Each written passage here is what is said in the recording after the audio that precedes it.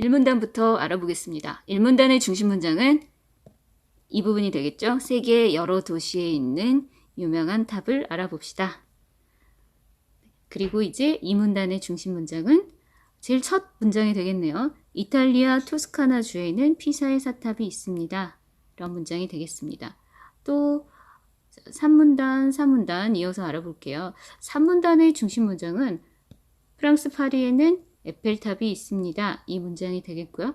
4문단의 중심 문장은 중국 상하이에는 높이가 468m인 동방명주탑이 있습니다. 이 문장이 되겠네요. 자, 이렇게 해서 4문단 알아보았고 각 문단의 중심 문장 찾아보았습니다. 여러분들도 선생님과 같은 문장을 찾았을 것 같고요. 자, 이렇게 중심 문장을 찾고 보니까요. 중심 문장에서 알 수 있는 이 글의 특징이 있네요. 볼까요? 자, 세계 여러 도시에 있는 유명한 탑을 알아봅시다. 이것은 바로 내가 이제부터 이 글에서는 이런 대상을 설명할 거야 라고 설명하려는 대상을 소개하고 있어요. 설명하는 대상은 무엇입니까? 여러 도시에 있는 유명한 탑이 되겠죠. 그래서 이 중심 문장은 설명하려는 대상에 대해서 알려주는 것이 되겠고요. 나머지 중심 문장들, 이탈리아에는 피사의 사탑이 있습니다. 프랑스 파리에는 에펠탑이 있습니다. 중국 상하이에는 동방명주가 있습니다. 라고 하는 것들은 이 설명하려는 대상의 예시에 해당이 되겠죠. 그래서 피사의 사탑, 파리의 에펠탑, 상하이의 동방명주 이런 것들은 설명하려는 대상의 예가 되겠습니다. 자, 이제 이렇게 알고 보니까요. 이 앞에서 우리가 봤던 다보탑과 석가탑 같은 경우에는 다보탑과 석가탑에는 공통점이 있습니다. 물론 다른 점도 있습니다. 라고 공통점과 차이점에 대해서 설명을 했고요.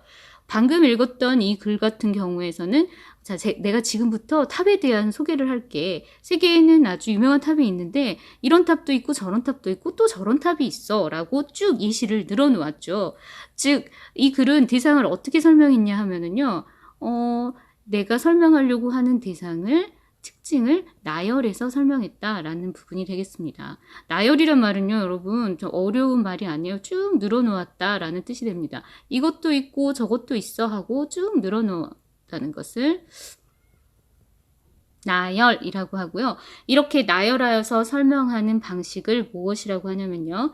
열거라고 합니다. 같은 말이에요. 비슷한 말이에요. 설명하려는 대상의 특징을 나열해서 쭉 늘어나서 설명하는 방법을 열거라고 하고요. 열거는 표현하려는 대상이나 내용을 구체적으로 알려주는 데 좋은 설명 방법입니다. 여러분들도 이렇게 설명하는 방법을 평상시에도 굉장히 많이 써요. 예를 들면 나 BTS 좋아한다. 근데 BTS의 노래 중에는 좋은 노래가 굉장히 많은데 어떤 노래가 있냐면 페이크 러브 같은 노래도 있고 또 여러분들 좋아하는 노래 뭐 있어요? 선생님 지금 생각나는 건 DNA도 있고 또 얼마 전에 나왔던 작은 것들을 위한 시 이런 노래들이 있어.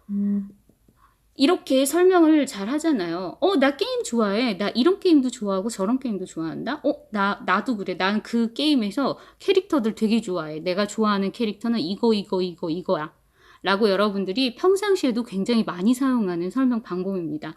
이렇게 설명하려는 대상을 쭉 특징을 나열해서 설명하는 방법을 뭐라고 한다고요?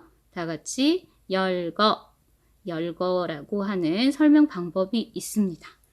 자, 이제 우리가 이렇게 열거라는 설명 방법에 대해서 배웠는데요. 이 열거 같은 경우에도 설명 방법도요. 시각적으로 한눈에 드러나게 시각화하는 그런 방법이 있습니다. 우리 비교와 대조는 그림을 이렇게 동그라미 그려가지고 공통 겹치는 부분, 그 다음에 따로 겹치지 않는 부분에는 차이점 쓰고 이런 틀이 있었잖아요. 근데 이런 열거의 방법에도 알맞은 틀이 있습니다. 그래서 그 틀에 대해서 이제 알아볼 건데요.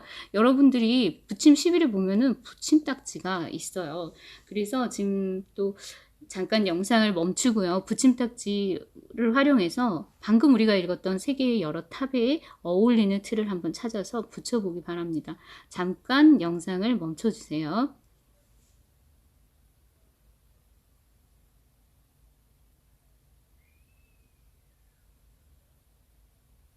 자, 활동을 다 마쳤습니까?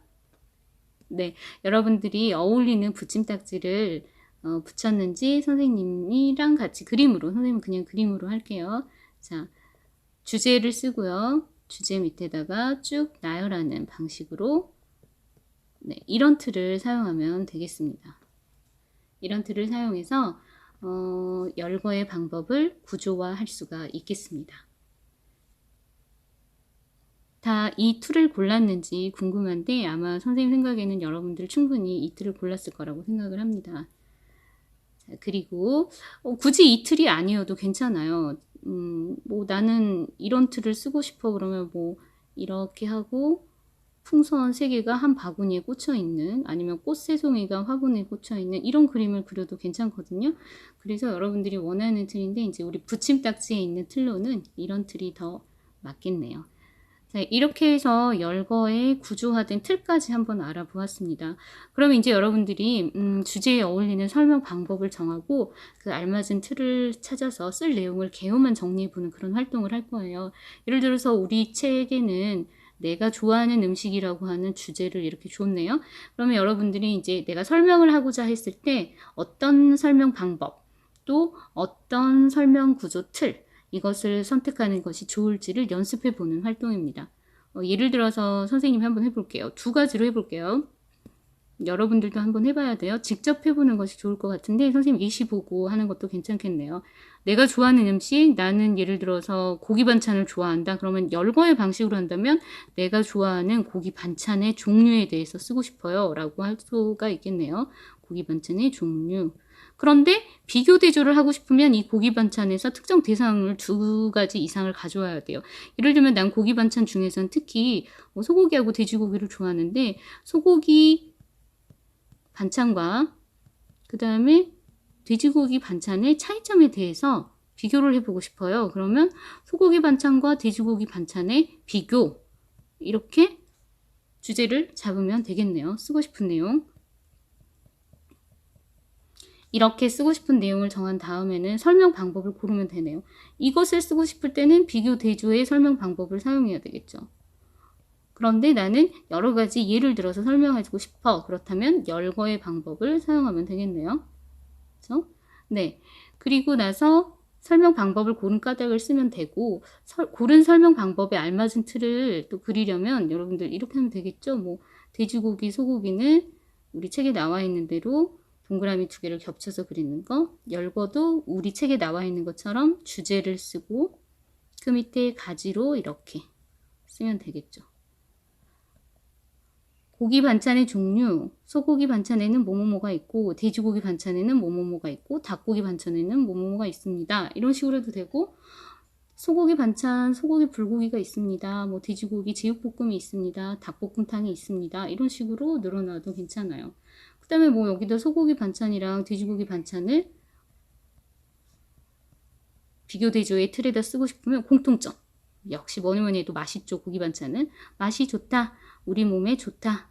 이런 식으로 공통점을 찾아 쓰면 되고 소고기 같은 경우는 뭐 여러분들이 특징을 찾아서 쓰면 되겠죠. 더 고기가 뭐 부드럽다 라든가 아니면 뭐 간장 양념에 고기 반찬을 한다. 돼지고기는 주로 고추장 양념에 주로 한다. 뭐 이런 식으로 차이점을 찾아보면 될 것 같아요.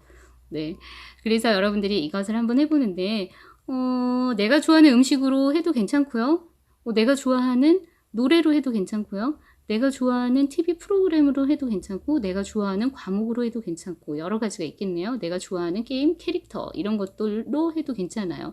그래서 주제를 여러분들이 하나 잡아서 쓰고 싶은 내용과 설명 방법 정하고 틀까지 그려보는 걸로 이번 시간 활동을 마무리하도록 하겠습니다.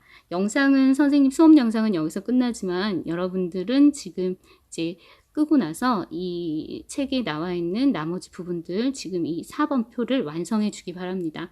그리고 다음 국어 시간에 만나겠습니다. 오늘 배운 내용 잘 잊지 말고 이 표에 꼭 한번 정리해 보세요. 다음 시간에 만나겠습니다.